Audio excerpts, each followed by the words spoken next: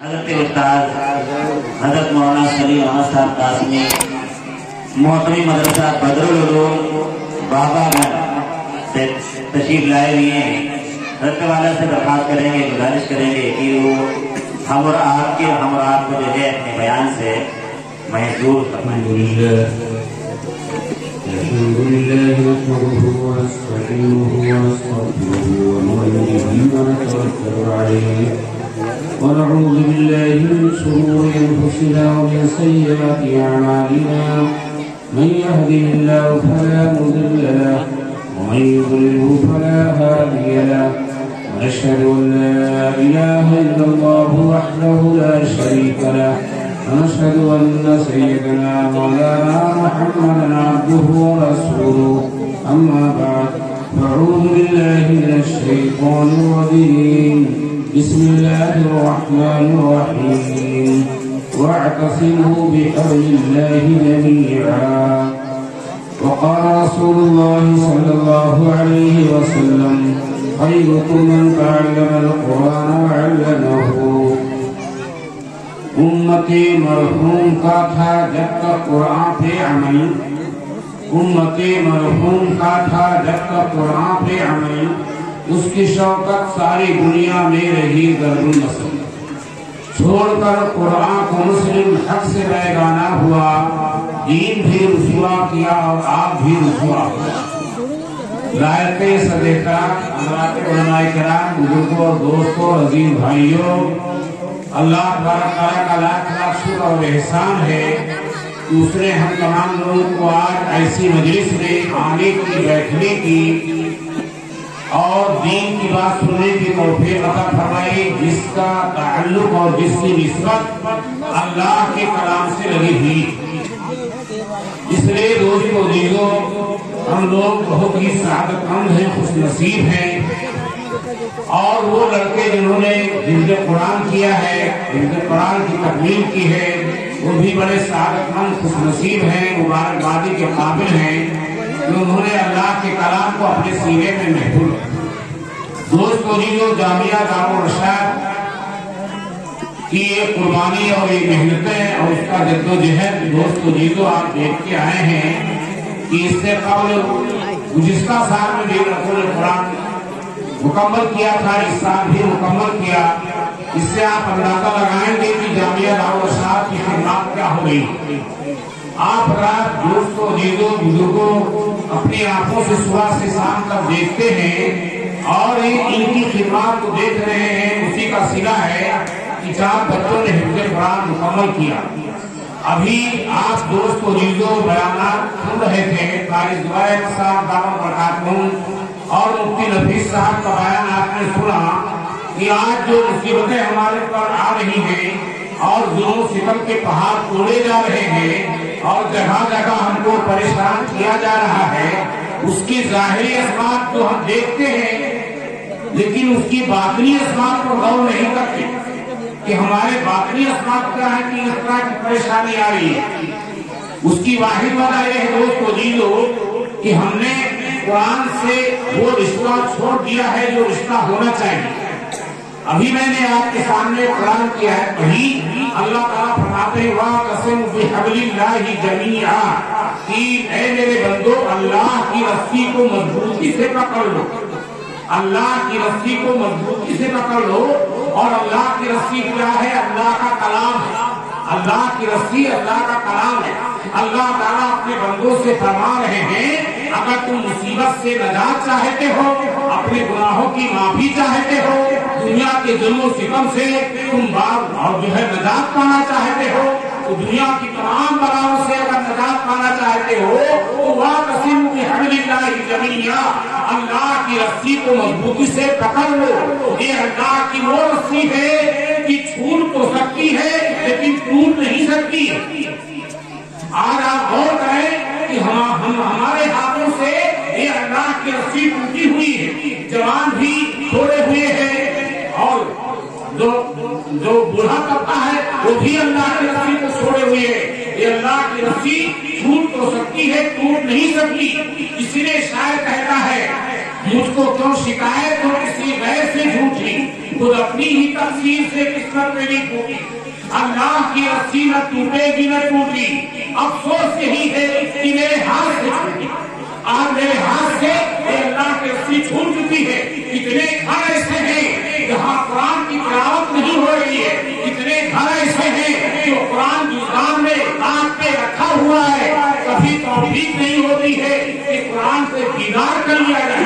یہ اللہ کی کتاب وہ ہے جس کا دیکھنا بھی عبادت ہے، جس کا پڑھنا بھی عبادت ہے، جس کا پڑھانا بھی عبادت ہے، جس کا سننا بھی عبادت ہے، جس کا سنانا بھی عبادت ہے، اور جس کو صرف دیکھنا عبادت ہے۔ آج کتنے لوگ ہیں دوستوں جی جو قرآن کی تلاوت نہیں کرتے، قرآن کی تلاوت سے بالکل غافل ہو چکے۔ ہمارا نوجوان طبقہ رات دن موبائل میں مشغول رہتا ہے اور قرآن کی تلاوت کی توفیق نہیں ہوتی۔ اس لیے دوستوں جی آج کے جلسے میں اٹھنے سے پہلے اس بات کا عہد کرو کہ ہم قرآن کو تلاوت کریں گے، قرآن کو سنیں گے اور قرآن سے وابستگی ہم حاصل کریں گے اور قرآن سے اپنا رشتہ جوڑیں گے۔ جن کا جتنا مضبوط رشتہ اللہ کے کلام سے ہوگا وہ دنیا میں بھی چمکیں گے، آخرت میں اللہ تعالیٰ ان سے خوش ہو جائے گا اور اللہ تعالیٰ اس کو جنت میں بھیجے گا۔ حدیث میں آتا ہے کہ قرآن کو قیامت کے دن ایک نوجوان کی شکل میں لایا جائے گا اور وہ یہ کہے گا کہ اے میرے اللہ، انہوں نے مجھ کو میری تلاوت کی تھی، میں ان کا مہمان تھا، انہوں نے میرا حق ادا کیا، یہ میرے غمگسار تھے، یہ میرے مونس تھے، انہوں نے میرا حق ادا کیا، اے اللہ ان کو جنت میں بھیج دیجیے۔ تو اللہ تبارک تعالیٰ اپنے کلام کی سفارش کو ضرور قبول کرے گا۔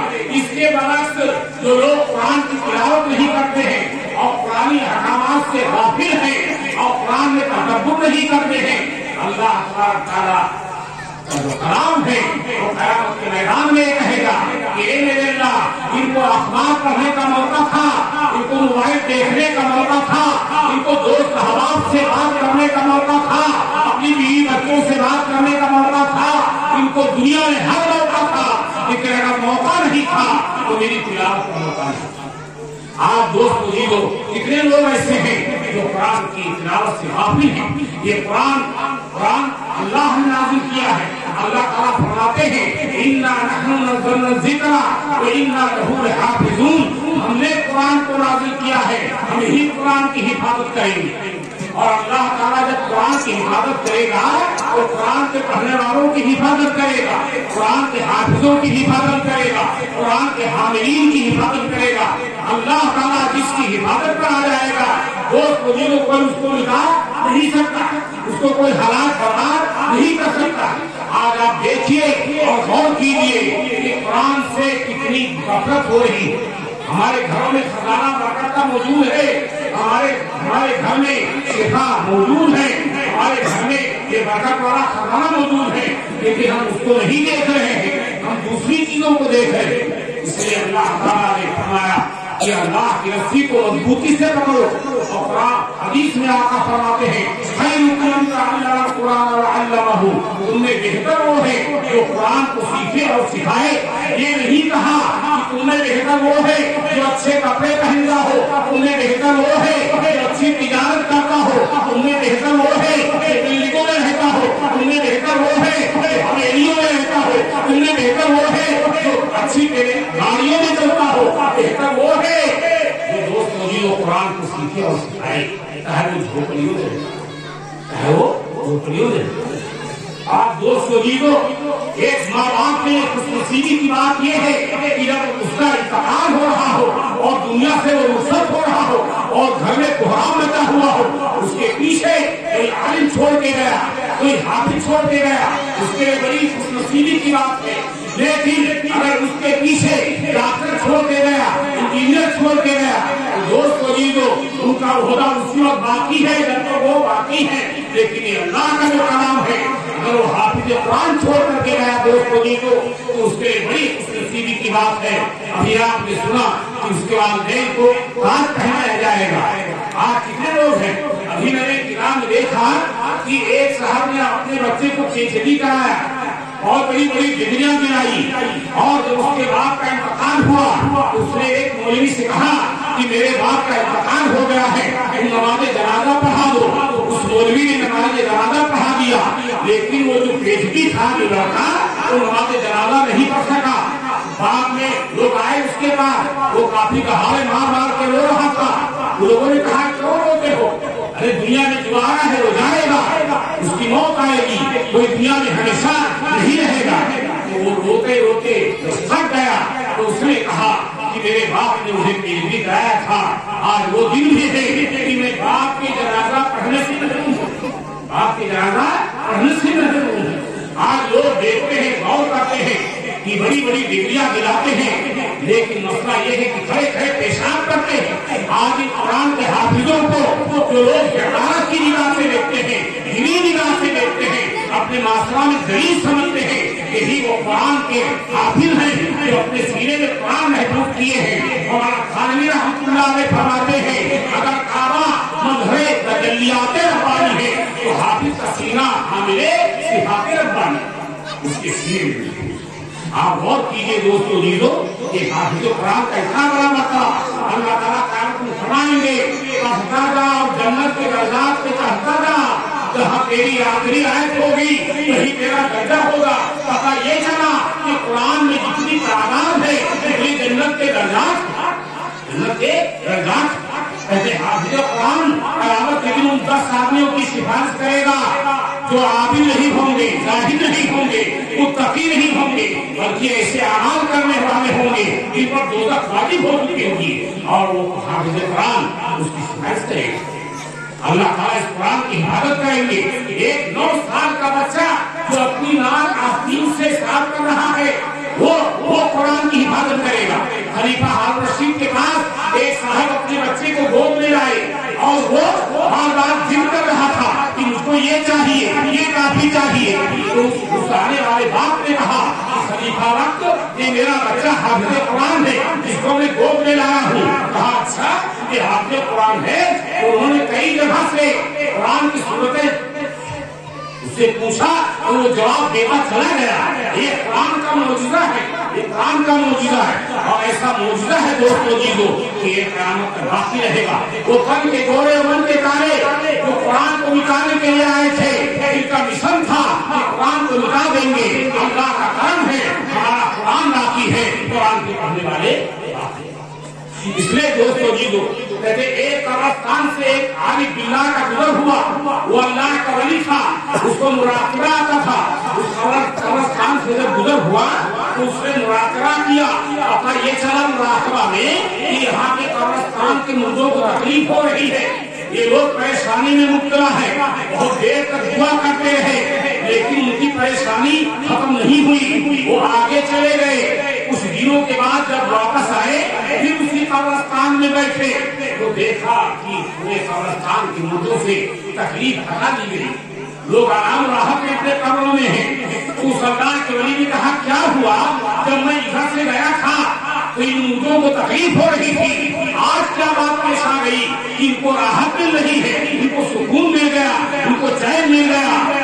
پتہ لگایا گیا کہ کیا ہوا تو پتہ چلا اس بستی میں ابھی ایک حافظ قرآن کا انتقال ہوا، اسی حافظ قرآن کو اسی قبرستان میں دفن کیا گیا۔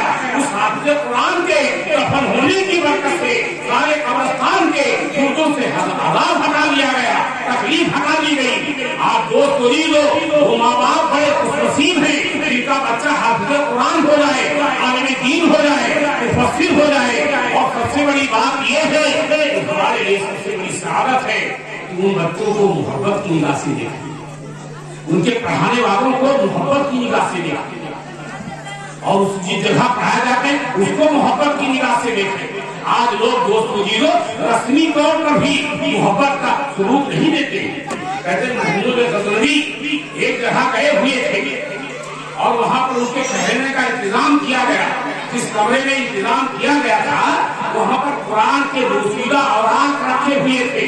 محمود غزنوی نے کہا کہ قرآن کے بوسیدہ اوراق یہاں رکھے ہیں تو یہاں آرام نہیں کروں گا، یہ بے عزتی ہوگی۔ اس کے بعد یہ خیال آیا کہ قرآن کے بوسیدہ اوراق کو ہٹا دیا جائے پھر میں آرام کروں گا۔ تو محمود غزنوی کے دل میں یہ بات آئی کہ اے محمود تو قرآن کے اوراق کو اپنے آرام و راحت کے لیے اٹھائے گا اپنی جگہ سے تو پوری رات محمد پکڑی ایسے ہی کھڑے رہے اللہ کے کلام کے ادب کی وجہ سے پوری رات سوئے نہیں. جب ان کا انتقال ہوا کسی نے خواب میں دیکھا کہ محمود تمہارے ساتھ کیا معاملہ ہوا, اور کہنے لگے کہ وہ رات میں جو قرآن کی اولاد کا میں نے ادب کیا تھا اللہ کو یہ ادا پسند آ گئی اور اللہ نے میرے گناہوں کو معاف کر دیا. یہ قرآن اللہ سے نکلا ہوا ہے. آپ غور کریں یہ آسمان اور یہ چاند اور یہ ستارے اور یہ زمین کائنات کی ساری چیزیں اللہ کی پیدا کی ہوئی ہیں, اللہ کی عطیہ ہے, اللہ کا تبرک ہے, لیکن یہ اللہ سے نکلی ہوئی چیزیں نہیں, اور یہ کلام اللہ سے نکلا ہوا ہے. اسی لیے آقا فرماتے ہیں قرآن فإنه کلام اللہ وخرج منہ, تم اللہ کے کلام سے برکت حاصل کرو, قرآن سے برکت حاصل کرو, یہ اللہ کا کلام ہے وخرج منہ, اور اللہ سے نکلا ہوا ہے, اللہ سے نکلا ہوا ہے. کہتے ہیں دنیا میں اللہ کے کلام کی تلاوت سے جو قرب حاصل ہوتا ہے دنیا میں اور عبادت سے اللہ کا قرب حاصل نہیں ہوتا ہے. اس لیے دوستو جی لوگ اللہ کا قرب حاصل کرو. ایک صحابی تہجد میں قرآن پڑھ رہے تھے اور بڑا مزہ آ رہا تھا اور طبیعت وجد میں تھی, لیکن وہیں پر گھوڑا بنا ہوا تھا اور چارپائی پر ایک چھوٹا سا بچہ لیٹا ہوا تھا. وہ صحابی کہتے ہیں جب میں آواز سے قرآن پڑھتا تھا تو وہ گھوڑا بگڑتا تھا, بار بار بگڑتا تھا, تو مجھے ڈر لگتا تھا کہ کہیں گھوڑا میرے بچے کو تکلیف نہ پہنچا دے, تو میں آہستہ پڑھتا تھا. پوری رات ایسے ہی گزر گئی. جب صبح ہوئی تو کچھ روشنیاں ان کے سر کے اوپر سے آسمان پر جا رہی تھی. تو انہوں نے دیکھا جب نماز فجر سے فارغ ہوئے تو اللہ کے رسول کی خدمت میں آئے اور کہا آقا آج رات میں یہ معاملہ ہوا, میرا گھوڑا بنا ہوا تھا, میں قرآن زور سے پڑھنا چاہتا تھا, گھوڑا بگڑتا تھا, سامنے چارپائی پر بچہ لیتا ہوا تھا, تو میں نے آہستہ پڑھ دیا. لیکن جب صبح ہوئی تو دیکھا کہ روشنیاں آسمان پر جا رہی تھی. تو آقا نے فرمایا وہ اللہ کے فرشتے تھے جو تمہارا قرآن سننے آئے. اگر تم صبح تک پڑھتے رہتے تو مدینہ والے تمہارے قرآن کو سنتے ہو, مدینہ والے فرشتوں کو دیکھ لیتے. اس لیے دوستو جیزو اللہ کے کلام سے وابستگی ہونی چاہیے, لو لگی رہنی چاہیے, ہر وقت قرآن سے ہمارا تعلق ہونا چاہیے. قرآن ہی ایسی چیز ہے جو ہم کو بچائے گا, قرآن ہی ایسی چیز ہے, ایسی کتاب ہے جو ہم کو تمام بلاؤں سے مصیبتوں سے بچائے گا. یہی قرآن کو صحابہ سینے سے لگا کر چلے تھے کہ جہاں جاتے تھے کامیابی ان کے قدم چونتی تھی. آج ہم نے قرآن سے غفلت برتی تو ہمارے اوپر ظلم و ستم کے پہاڑ ڈھوئے جا رہے ہیں. اسی قرآن کو صحابہ لے کر چلے تھے تو افریقہ کے جنگل کے درندوں نے اپنا مسکن چھوڑ دیا. کہتے ہیں کہ افریقہ کا جنگل ایسا گھنا جنگل کہ 2 درختوں کے درمیان سے سانپ نہ نکل پائے, اتنا گھنا درخت جو جاتا تھا واپس نہیں آتا تھا. وہ درندوں کا مسکن جنگل بنا ہوا تھا. لیکن اس آسمان میں وہ دن بھی دیکھے کہ جب نبی کے سچے غلام آئے اور کہنے لگے کہ اے جنگل کے درندوں, اے موجود جانوروں, ہم اللہ کے رسول کے غلام ہیں, ہم اس جنگل میں ٹھہرنا چاہتے ہیں, پڑاؤ ڈالنا چاہتے ہیں, ان سب کے ساتھ جنگل کو خالی کر دو. تو غلام رسول اللہ کی آواز میں اللہ نے تاکید دی تھی کہ درندہ بھی جا رہا ہے اور درندہ بھی جا رہا ہے اور سانپ بھی جا رہا ہے, ہاتھی بھی جا رہا ہے, شیر بھی جا رہا ہے. ایک بڑی قوم تھی جو ایک تماشا دیکھ رہی تھی کہ ان کی آواز میں کیا تاثیر ہے. آج تک سائنسدانوں نے اس پر ریسرچ کیا ہے لیکن پتا نہیں لگا سکے اس غلام کے زبان میں کیا تاثیر تھی. آپ تو ہماری زبان میں کوئی تاثیر ہی نہیں رہی. آج کرایہ دار مکان چھوڑنے پر آمادہ نہیں ہو رہا. وہاں جنگل کے موجود جانوروں نے پورا جنگل صاف کر دیا اور دوست جیو اس کے بعد کوئی موجود جانور نہیں آیا. آج دوست جیو اگر ہم بھی قرآن سے وابستہ ہو جائیں اور قرآن سے لو لگا لیں اور قرآن رات دن ہمارا مشغلہ ہو جائے تو اللہ تبارک تعالیٰ 1400 برس پہلے کے واقعات بھی ظاہر کر سکتا ہے. دوست جیو آج بھی जहर क्रिया बन सकता है, आग खुले गुलजार बन सकती है। आज भी दोस्तों जी को कोई हम पर हमला करे वो बर्बाद हो सकता है, लेकिन शर्त है कि ईमान कामिल होगी, ईमान कामिल होगी। कहते हैं एक कलकत्ता में बहुत बड़े ओहदे पर फायज थे, वो दिल्ली तशरीफ ले गए थे। जब दिल्ली से वापस आने लगे तो अपने खादिम से कहा कुरान पहले रख देना डिब्बा में, उसके बाद मेरा पूरा सामान रखना। तो कहते हैं खादिम ने जब सामान रख दिया तो उन्होंने पूछा मेरा सारा सामान रख दिया? कहा सब सामान रख दिया। कहा मेरा कुरान रखा कि नहीं रखा? तो कुरान साथ में लेकर चलते थे, तिलावत करते थे सफर के अंदर। तो उसने कहा कुरान को हुजूर बाद में रखेंगे, पूरा सामान रख दिया। तो उन्होंने कहा मैं इस ट्रेन से सफर नहीं करूंगा जहाँ मेरा सामान पहले रखा जाए और कुरान बाद में रखा जाए। कहने लगे ये अजीब तकियानुस आदमी है। उस वक्त के लोगों ने कहा कि अजीब तकियानुस आदमी है, मजहबी दीवाना है, अगर कुरान को बाद में रखा गया तो इस सफर को कैंसिल कर रहा है। उन्होंने सफर कैंसिल कर दिया और कहा मैं इस डिब्बे में नहीं जाऊंगा।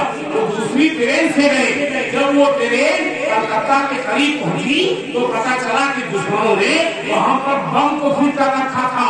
जब कलकत्ता के करीब वो डिब्बा और गाड़ी पहुंची तो बम फटा, लोगों के पर्चे उड़ गए, लोग बर्बाद हो गए। तब ये पता चला कि वो इसलिए नहीं आए, कुरान ने उनकी हिफाजत। दूसरे के पास से जब गए दोस्तों जी लोग तो कलकत्ता के मैदान में उन्होंने तकरीर की और कहा है दुश्मनों तुम मुझे मारना चाहते हो,